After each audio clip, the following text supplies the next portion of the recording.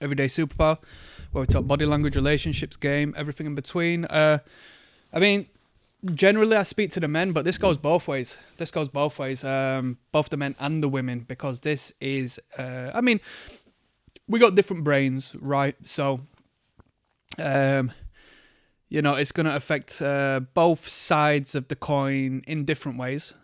There's going to be different economics per se in regards to the topic I'm going to speak of today. But let's talk game. Let's talk some real game. And I want this to be somewhat empowering to you listening to this. I'm going to talk about envy. I'm going to riff on this. I haven't come with a particular niche of this topic I want to discuss in particular. I just thought I would freestyle this one because it's something I am aware of, something I've experienced, something I see on a day-to-day basis, and something I identify ever so well to a extent that others don't pick up on it, and I see it for what it is. And if I was to reference it, people say, what you on about? Because I'm fine-tuned to this. I'm going to talk about envy, I'm going to talk about passive aggression, I'm going to talk about haters, and I'm going to talk about the necessity of such and the inevitability that if you become anybody of substance, standard, if you garner any degree of success in any realm, yes, any realm, whether it's you get a job, or you get promoted at a job, or you start a business, or you go to the gym once, or you go to the gym 100 times, or you get a six-pack abs, if you lose weight, if you find self-respect, if you have a smile on your face, if you get a new haircut, if you do anything ever,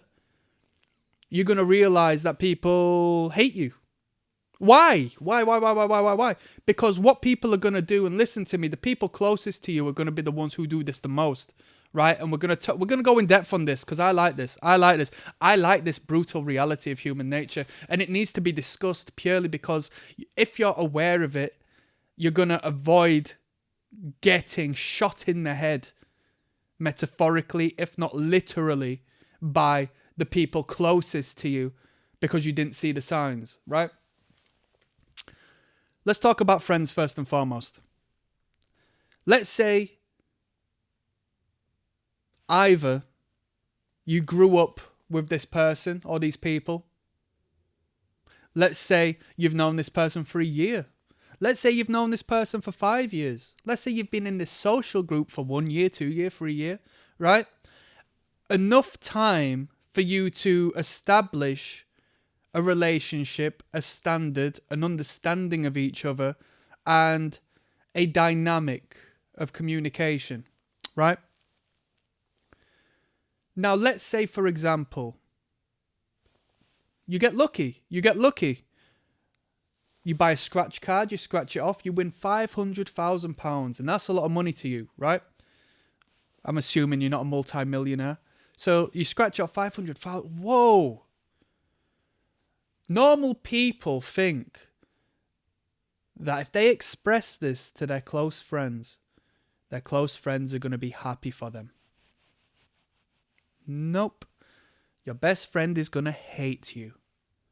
Your best friend is looking for that same stroke of luck you've just received, and you've had it now, and your friend is going to be envious, jealous, is going to respond to you in a manner you are blown away by.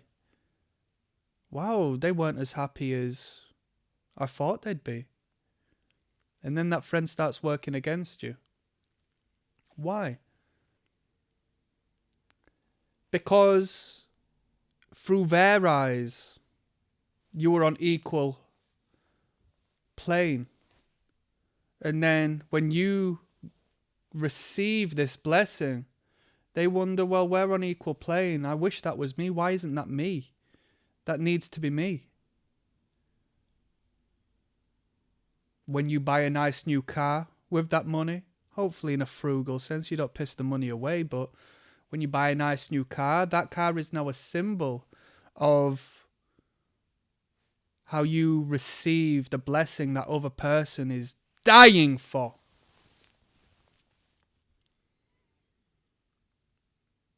If you come from the streets, yeah, poverty-stricken community, and you go from having nothing to having something, and you continue associating with those who have nothing, who's to say they're now not looking at you like an easy raise where nobody else has given it them before? All they need to do is stab you in the back, and then they can live the life of their dreams, right? But you're friends, and friends don't do that sort of thing, right? Your naivety comes before your pessimism.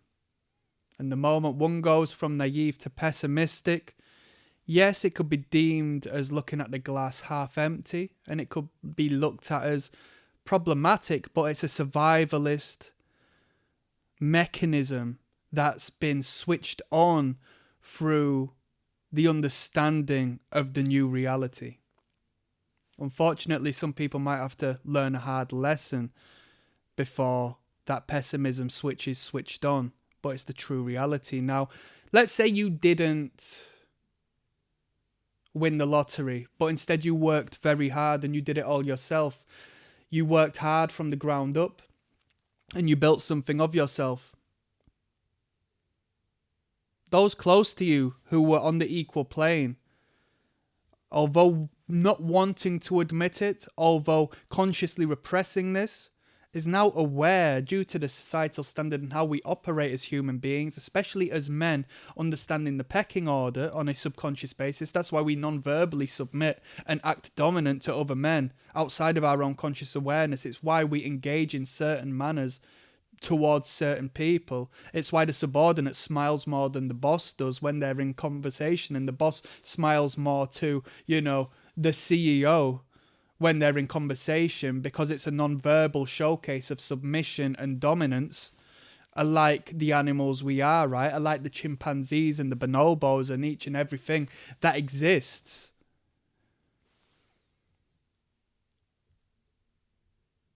We were once on an even level. Now you've worked really hard and you've established a higher tier. And I see that. And I project myself onto you. And my projection of myself upon you reflects back at me my loss, my lack. They've got more than me now. And it's not a matter of seeing you as having more and being proud of you for having more.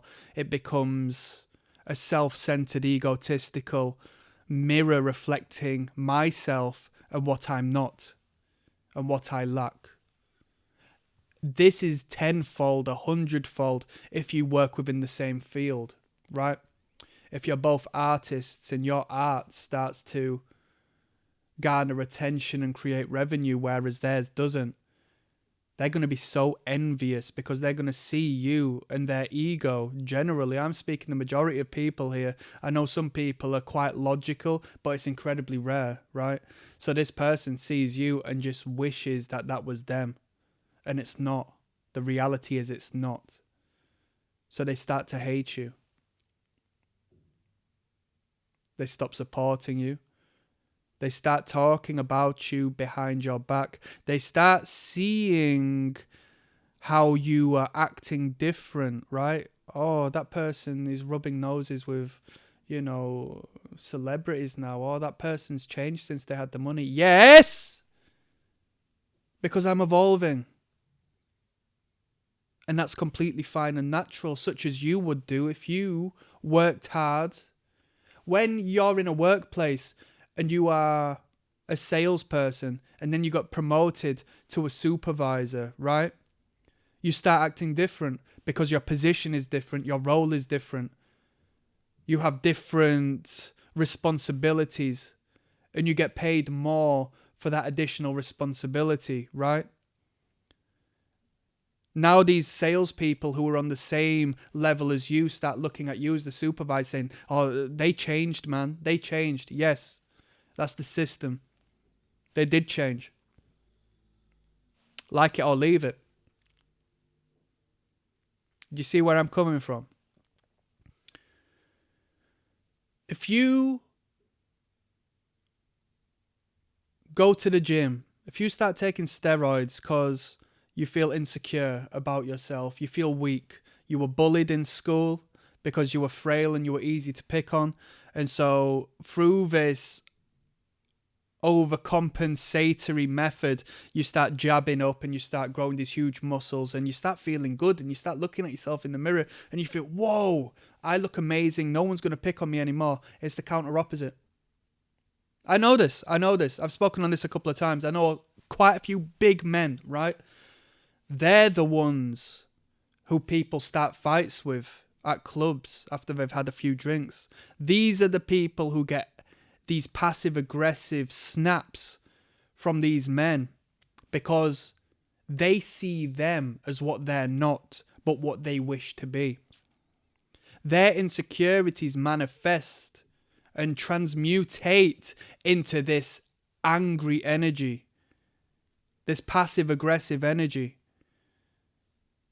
Through this alchemy of emotion, inwards insecurity becomes outward aggression, projected from themselves outwards because it can't stay inside and it needs a way to come out.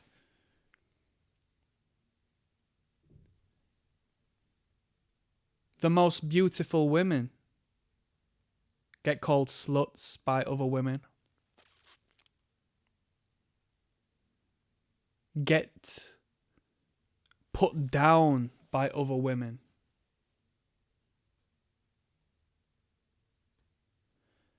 Because some women are deemed threatening to other women down to the fact they are aesthetically beautiful. Not because they've got a better job. Not because they make more money. Nope.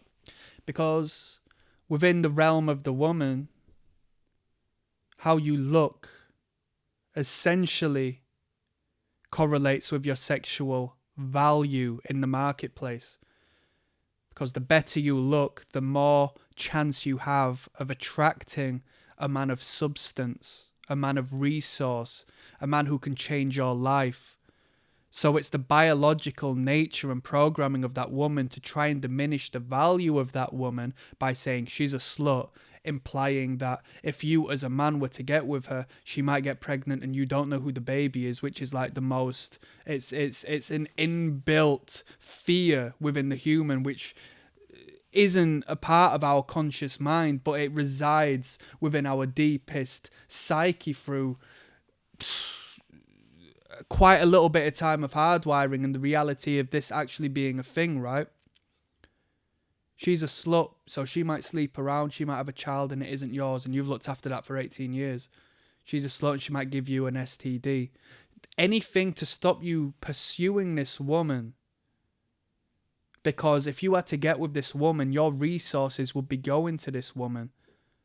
And because this woman is threatened by her aesthetic prowess, by her physical beauty,